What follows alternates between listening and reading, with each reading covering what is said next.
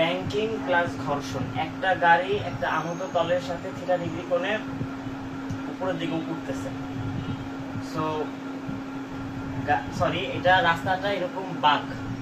So গাড়িটা এভাবে যাচ্ছে। সো গাড়িটাকে এভাবে যাওয়ার জন্য, গাড়িটা যদি এদিকে যাইতে চায়, গাড়িটার ফোর্স এদিকে যখন যাবে, গাড়িটাকে এদিকে ছিটকায়, রাস্তার দিক থেকে ছিটকায় দিবে। সো গাড়িটা ছিটকায় পড়ে যাওয়ার কথা গাড়িটা যখন ঘুরবে, কিন্তু গাড়িটা ছিটকায় না পড়ে যায়, গাড়িটার এই রাস্তায় সোজাসুজি থাকবে। কিভাবে?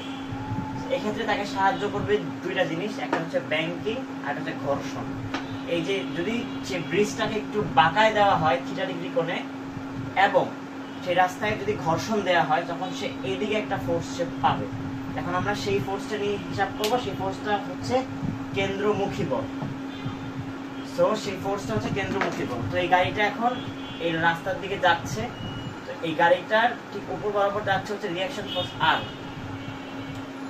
আর এই বরাবর যাচ্ছে, যেহেতু এই অ্যাঙ্গেলটা থিটা, এই অ্যাঙ্গেলটা হবে থিটা, তাহলে এটা হবে আর কস থিটা।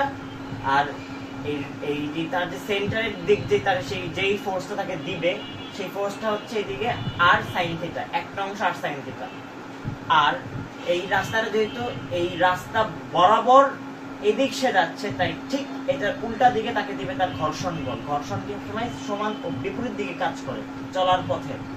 সো এদিকে কাজ করবে এফএস, আর এই কোণটা থিটা হইলে এটার একান্তর কোণ এটা হবে থিটা। এটা যদি থিটা হয়, সেক্ষেত্রে এটা যদি এফএস হয়, অনুরূপভাবে এটা হবে এফএস কস থিটা। তার মানে এই বরাবর কি আছে, R sine theta plus FS cos theta. তাহলে আমরা কেন্দ্রমুখী বলটা কি পাইলাম, R sine theta plus FS cos theta. তো আমরা এফএস কে আমরা লিখতে পারি কি, এফএস সমান সমান আমরা জানি এফএস সমান সমান হচ্ছে মিউ আর। তাহলে কি লিখতে পারি, আর সাইন থিটা প্লাস মিউ আর কস থিটা। আমরা আর এর মানটা আমরা জানি না, আমরা খালি জানি এটার ভর জানি, একটুকে আমরা জানি এটার ভর জানি, আমরা অ্যাঙ্গেল জানি, আর এই ঘর্ষণ গুণাঙ্কটা আমরা জানি, বাট আমরা ভরটা জানি না।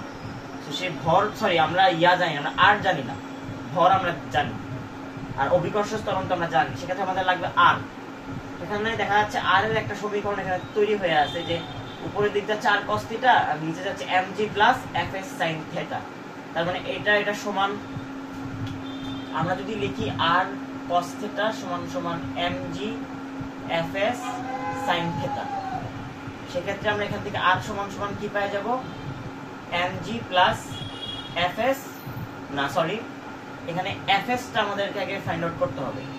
আর cos থিটা সমান সমান mg প্লাস মিউ আর sin থিটা। আমরা যেটা এই পাশে নেই, এই পাশে নিয়ে যদি আমরা আর কমন নেই, সেক্ষেত্রে কি হবে, cos theta plus mu sin theta equal to কি হবে, mg। তার মানে আর সমান সমান কি হবে, mg by cos theta minus mu sin theta. এবারে আর এর মানটা আমরা এখানে ইনপুট দিব। আমাদের মেইন কাজ কি, আমাদের মেইন কাজ হচ্ছে আমরা ভিটা বের করব, যে গাড়িটা কত বেগে যাচ্ছে বা কত বেগে গেলে সে এই রাস্তায় টিকা থাকবে, ছিটকে আসে যাবে না। সেক্ষেত্রে এই এফসি সমান সমান আমরা কি জানি, এম ভি স্কয়ার বাই আর।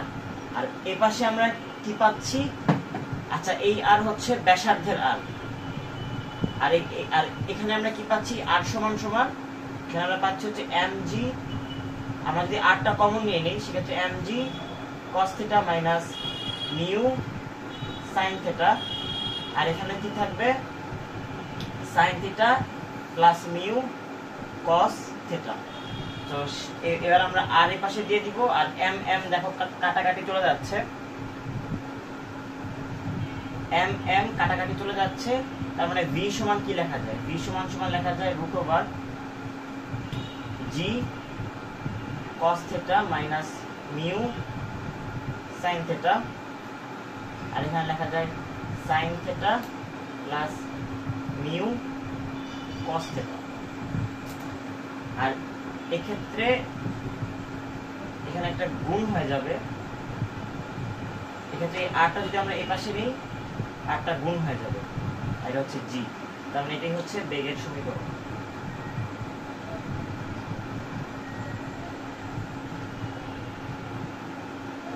এবার আমরা সিম্পলি অভিকর্ষ ত্বরণ ইনপুট দিব, আর আমরা জানবো, আর সেটা তো আমরা জানি, আর ঘর্ষণ গুণাঙ্ক আমরা জানি, মান দিলে আমরা বি এর মানটা পেয়ে